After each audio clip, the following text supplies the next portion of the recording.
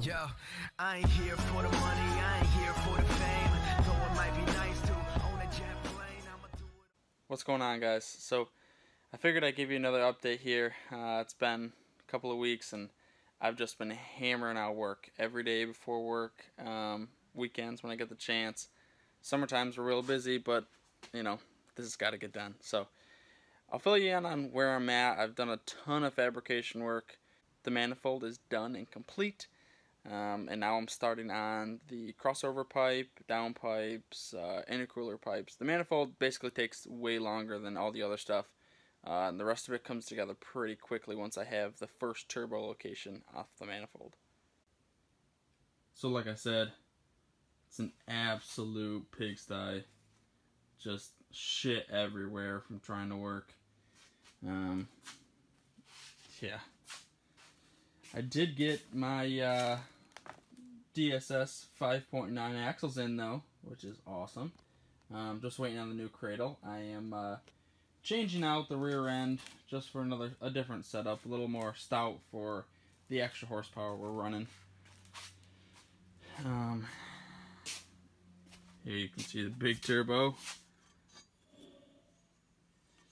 Got the new tile housing for these guys. This is I know they've been doing these housings for a while, but they haven't had an option for the S400 series, and I'm really glad that they do. I actually have two different AR housings. We're going to try on the dyno, see which one we like best. So yeah, I've been piling parts up and just going crazy with fabrication because I know that takes the longest. Trying to get all the piping done, all that stuff, see where everything's going to mount so that I can do all my wiring, plumbing, all that type of stuff, along with still got to get the cage in. It's just kind of been delayed. Trying to get it done, you know, trying to schedule time, and doing it here at the house is way harder than taking it to a shop to do too. So I may end up just getting the car running, driving without the interior, and then we'll take it up to the shop and do it there too. So what you guys are probably wondering is the progress, and here it is.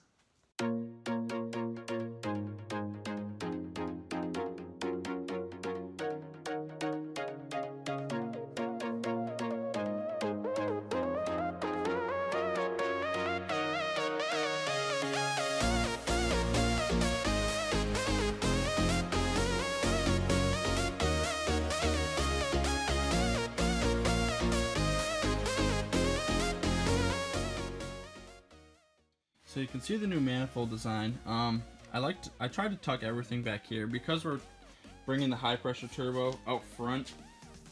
I wanted to tuck all the runners forward. It's similar to other forward facing manifolds, but again, I wasn't gonna just buy something and try and make it work. I was just gonna make something custom of my own. So right now, the large turbo is gonna sit up right here. Probably cut a hole through the hood or something for now.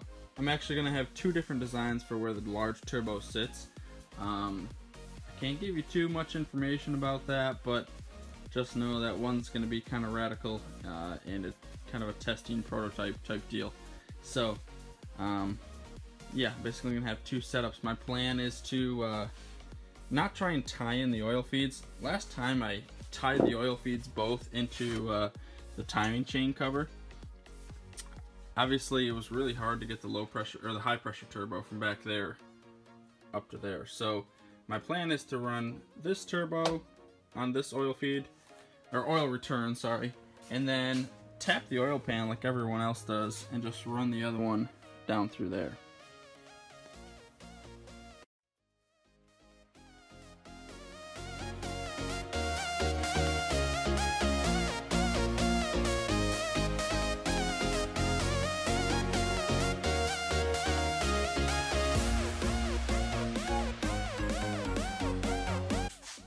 So there's a look at the large turbo when it's mounted up there, what it's going to look like. The plan for the downpipe is come 4 inches right off this guy and scoot right down there and out and back. You can see I relieved a little area here. Normally the factory body line or the factory sheet metal cuts this area off, but this gives me a lot more room to run that downpipe into, and This is pretty common. Guys that do LS swaps on these cars trim this straight back like this all the time. So you can see what's really nice on these tile housings is that everything's V-band. So installation and work on the car is super easy. You just saw how fast I could put this thing on by myself, and this is a monster turbo. You can see I have angle iron here. I just still need to drill and tap the body. Basically, I'm gonna put a couple bolts here. This is my brace for all this weight because this guy is super heavy. And then because of that, I have a flex section in here, which is always good. And you guys are probably wondering what this guy over here is. Well, some of you probably know, but others aren't so familiar. This is an air-to-water intercooler. I am going a little nicer this time with the Alpha Lock connections from my charge piping. They aren't cheap, but they are extremely nice. It'll allow me to run that high boost without worry of boost leaks out of there. And how they work is actually the top ferrule on the inside here has little detents, and this has a groove in it that's angled upwards. So it's just a quarter turn connection on, quarter turn connection off, which is awesome because you don't need any tools and I can take apart my charge piping easily. I'm going to have those for basically all of my connections on the charge piping, except for, I think I'm still going to utilize these silicone boots right here. Just for now, saved me a little bit of money on buying more couplers. I haven't ever had issues with these guys here, and they're just straight connectors here, and it allows me a little more flex in my fabrication. So it's nice to have that for now, as I'm not the best fabricator in the world, but we'll see how it goes. You know, if time goes on and I'm having boost issues, I may step up to the Alpha Lock on every connection. So instead of the air-to-air intercooler up front being the only intercooler, where is it here?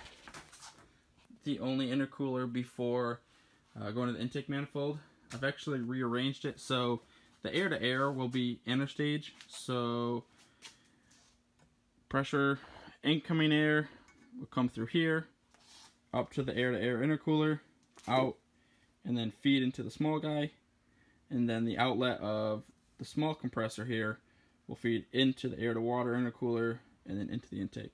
That way we can really chill the incoming air pressure to the intake manifold. So it'll come in there, out there, and there's little ports on the side. Can't really see it, there's another one there. Those will be fed by a pump in the back that has ice water in it.